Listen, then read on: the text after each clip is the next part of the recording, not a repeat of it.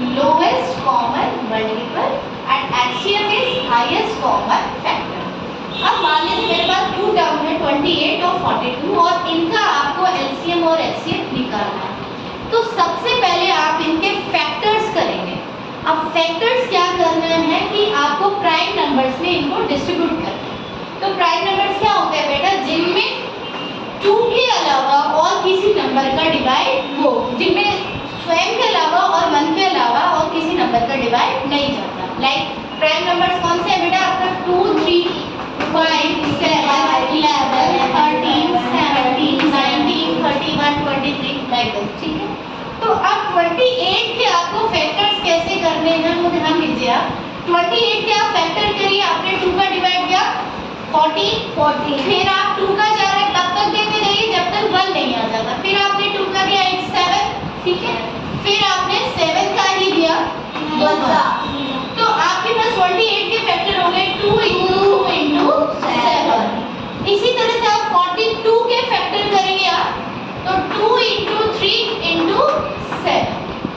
आप करके देख लीजिए 42 के फैक्टर, मल्टीप्लाई करके चेक कर लीजिए 2 2 4, 4 7 जा 28, आ गया वापस 2 3 जा 6, 6 7 जा 42। तो हो गए 42 के फैक्टर। अब जब आप एलसीएम की बात करें, सबसे पहले तो आप इनमें कॉमन फैक्टर्स लेंगे, ठीक है, दोनों में होना चाहिए। अगर 3 है तो तीनों में होना चाहिए।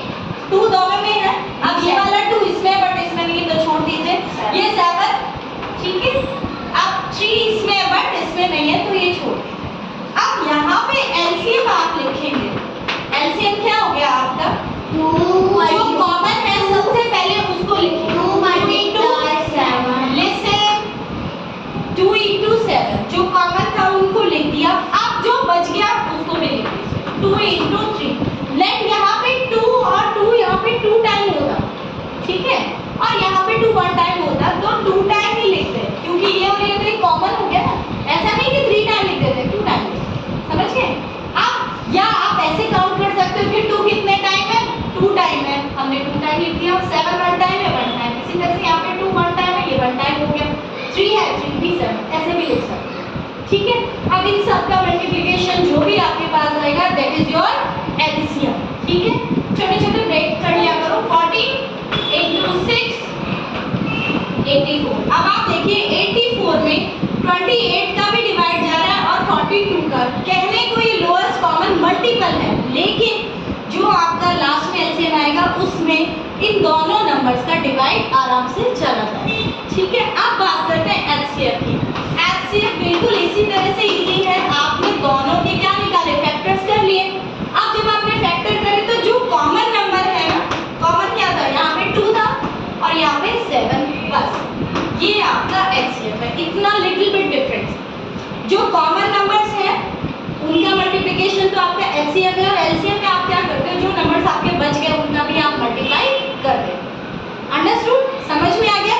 हाईएस्ट कॉमन फैक्टर, वो हाईएस्ट कॉमन फैक्टर जो कि दोनों नंबर्स में प्रेजेंट हो, ठीक है। अब 14 का डिवाइड इन दोनों में जाना चाहिए। 14 का डिवाइड 28 में भी जा रहा है, 14 का डिवाइड 42 में भी जा रहा है, समझ गए।